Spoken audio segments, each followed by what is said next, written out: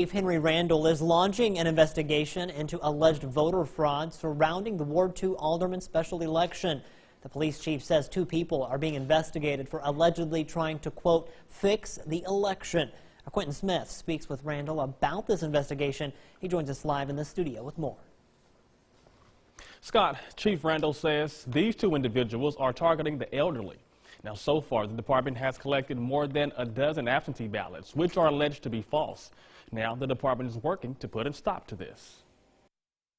When you come into the police department and you complaining that people are taking advantage of your loved ones, then that really gets my attention, because that's actually what they're doing, is taking advantage of somebody that's vulnerable. Aberdeen Police Chief Henry Randle says a tip came in from a family member of an elderly person.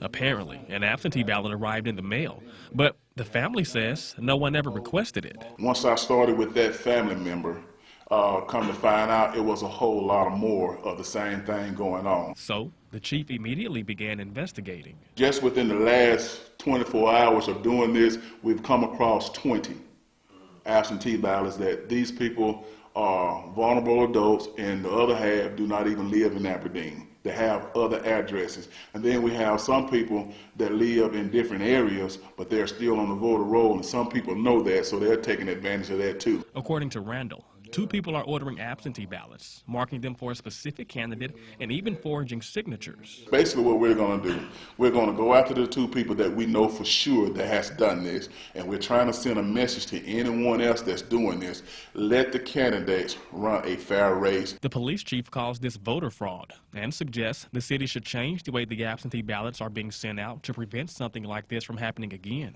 But Aberdeen election officials say, to their knowledge, all of the proper procedures are being followed.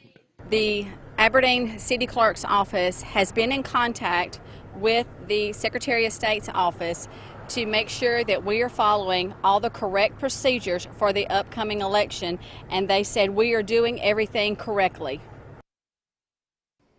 Now, Chief Randle says the 2 people under investigation could be charged with forgery, false pretense, and exploitation of a vulnerable adult.